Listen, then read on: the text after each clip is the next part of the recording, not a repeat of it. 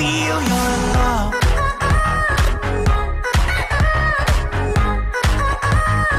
I just wanna feel your love.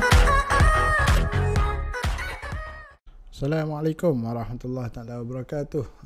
Bertemu kembali kita dalam Fin 242. So ini kita nak masuk chapter 4 yang mana tajuknya adalah working capital management. This topic is quite easy, so tak perlu risau. Calculation tak ada, cuma ada beberapa figures lah yang kita kena ingat. Okay. So dalam chapter 4 ni, working capital management, ada dua subtopik, definition of working capital, and then seterusnya approach to working capital management. So very easy lah, tak ada masalah. Okay, so what is working capital concept?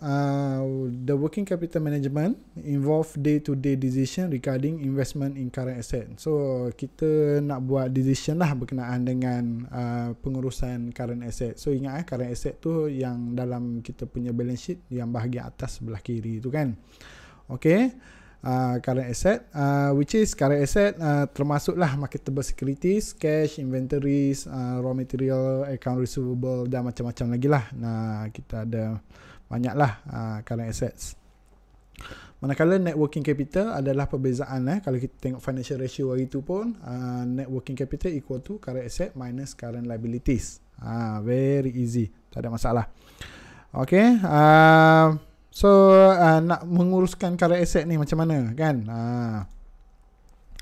Okay, so managing working capital involve risk and return trade-off lah. Yang mana kita nak guna duit yang kita dapat daripada sumber kewangan kita, sama ada kita issue saham ke, kita pinjam dengan orang ke, duit tu nak laburkan dalam kita punya current asset. So macam mana cara dia? Working capital will affect the firm profitability and liquidity. Obviously lah, sebabnya kalau kita buat pinjaman, kita buat issue saham ke apa semua, dia pun ada cost dia masing-masing. So kalau boleh, dengan sumber kewangan tu kita kena gunakan sebaik mungkin lah supaya kita dapat generate profit and then dapat cover cost of capital tersebut. Alright, so kalau dia macam ni, dia punya table dia tu, increase in current asset, kalau kita tambah current asset, keuntungan kita akan makin berkurang. Right. Kalau current asset banyak sangat, keuntungan akan kurang. Manakala liquidity tu lebih tinggi lah. Liquidity ni maksud dia kita, kecairan kita lah, kemampuan kita untuk membayar balik hutang ke apa semua kan. So kalau kita tambah current asset, memang dari sudut keuntungannya kita akan berkurang, tapi dari sudut keselamatan kita, dari sudut nak bayar hutang tu, selamat lah, lebih tinggi. Sebab apa? Current asset ni senang dicairkan, that's why dia panggil liquid. Maknanya kalau kita perlukan cash untuk bayar hutang, kita boleh jual current asset dengan cepat lah. Okay, manakala kalau kita increase current liabilities, profit akan lebih tinggi. Maknanya current liabilities ni kita berhutang ke apa semua, tapi menyebabkan kita punya kecairan tu makin berkurang. Dia trade off lah between kalau kita tambahkan asset ataupun tambahkan liabilities. Alright. Okay, this one contoh lah, tak ada apa pun ni. So total current asset tu kat situ RM900,000 tu. So cash, marketable securities, inventories and account receivable tu adalah dia punya current assets. Manakala net working capital adalah current asset minus current liabilities total. 900 minus 600, so it become 300,000. Okay, so itu adalah net working capital. Okay, so dia ada beberapa teknik, dia bergantung kepada syarikat jugalah, macam mana kita nak menguruskan syarikat, and then industri apa yang kita terlibat. So dia akan effect cara kita menguruskan current asset. Alright. Okay, so dan tak ada apa lah kot. Okay, so macam mana kita nak cari duit daripada, kita nak pakai sumber duit daripada mana untuk finance kita punya current asset tu. Kita nak prepare cash, kita nak beli inventories. So duit tu nak ambil daripada mana? Sama ada kita ada beberapa sumber kewangan, kita ada daripada current liabilities, kita pinjam dengan orang ke, pinjam dengan bank ke, ataupun kita boleh pinjam dengan jangka masa yang panjang, long term financing, iaitu kita issue bond ataupun ni lah, term loan daripada pihak bank yang jangka masa yang panjang. Okay, so ini adalah term-term yang kita perlu tahu untuk working capital management. Kita ada permanent asset. Permanent asset ni dia consist of two lah. permanent current asset dengan fixed asset. So itu adalah permanent asset yang mana kita pegang dia lebih daripada setahun, right? So pemenangan aset yang ada dalam current asset mungkin boleh jadi cash balance lah. So kita kena ada cash setiap masa setiap masa kena ada cash, and then cash tu kita hold untuk jangka masa yang panjang. And then inventories, kadang-kadang inventories kita punya raw material apa semua tu kita pegang lebih daripada setahun, bergantung kepada industri. Kalau industri tu jenis industri makanan, dia punya inventory cycle tu agak cepat dalam masa setahun. Tapi kalau kita punya industri terlibat dalam heavy industry, for example kilang besi ke apa ke, mungkin raw material tu kita pegang untuk tempoh jangka masa yang lama lah. So dia akan jadi permanent asset, right? Okay, manakala temporary asset ni kejap je dia ada, lepas tu dia cycle dia banyak every year, kan? Beli habis. Maknanya dalam masa setahun cycle dia tu banyak kali. Okay, and then dia ni biasanya dia fluctuate with sales, right? Kalau sales meningkat, temporary asset pun akan meningkat. For example, permintaan terhadap kita punya produk tinggi, so kita kena beli banyak raw material. So dia fluctuate with sales, kan? Okay, temporary finance, source of financing. Ni pinjaman untuk jangka masa pendek lah. Biasanya notes payable macam tu je lah. Okay. And then kita ada permanent source of financing, which is permanent lah, yang permanent, sumber kewangan yang permanent. For example, kita ada bond, kita ada long term debt, kita ada preferred stock, kita ada retaining, kan. Okay, spontaneous source of financing, mungkin yang ni source of financing yang timbul secara spontan lah, yang mana arise from day to day operation, right? Mungkin nak pinjam dengan bank untuk masa seminggu ke apa ke, yang tu mungkin temporary, spontaneous lah, spontaneous.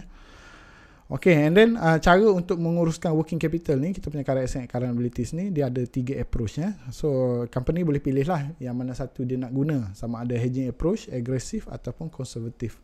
Okay, dia macam ni. Kalau aggressive tu high risk lah, risiko yang tinggi, manakala conservative ni yang paling kurang risiko lah. Manakala hedging ni dia sama, penggunaan sama. Tak apa, kita akan tengok one by one. Okay, maturity matching ataupun hedging approach, kan? Kita tengok approach yang pertama, iaitu hedging, yang mana dia ada perkataan matching tu.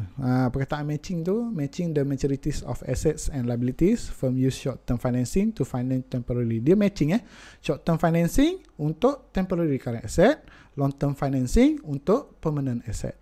Dia matching, dia match, kan? The approach result in moderate and moderate return lah, moderate risk, moderate return. So dia ni dia macam tengah-tengah lah, yang selamat, kan? Bukan selamat juga, dia macam risiko tengah-tengah, keuntungan pun tak banyak, kan? There's no excess fund. Okay, so ini adalah untuk hedging. Kalau kita tengok untuk temporary current asset, dia macam berombak sedikit, sebabnya dia bergantung kepada kita punya sales lah, kan. Kita punya for example raw material lah paling senang, kan. Sebab raw material ni kita beli and then kita guna, and then dia semakin mengurang, kan. Dah guna tu makin mengurang, bila dah mengurang banyak tu kita kena beli balik, so dia akan meningkat balik, kan. So dia naik turun sepanjang dalam masa setahun tu, kan. Okay, so that's why kita panggil temporary current asset. Okay, and then untuk permanent current asset, dia static lah, kekal, kan. Kekal. And then fixed asset pun kekal. Okay, so yang ni kalau hedging punya approach, dia punya temporary current asset, dia gunakan duit untuk finance inventory tu, dia hanya gunakan short term loan sahaja, kan. Manakala permanent current asset dengan fixed asset, dia gunakan sumber kewangan daripada stock, bond dan sebagainya lah, yang permanent punya source of financing. Okay, yang kedua adalah aggressive approach. Aggressive approach ni dia agresif lah, agresif tapi menjanjikan keuntungan yang banyak lah, kan. Okay, yang mana short term financing untuk finance permanent asset, dia cover sekali dengan permanent asset. So yang ni agak berisiko sikit, agak berisiko lah, sebabnya dia gunakan duit daripada short term financing, duit pinjaman untuk jangka masa pendek untuk finance permanent asset. So bahayalah, agak bahaya. Maknanya dia pinjam duit, for example senang macam ni lah, kita pinjam duit untuk jangka yang masa yang pendek, setahun, tapi kita guna duit tu untuk beli bangunan, untuk permanent. So memang bahayalah, memang bahaya, tapi keuntungan dia banyak.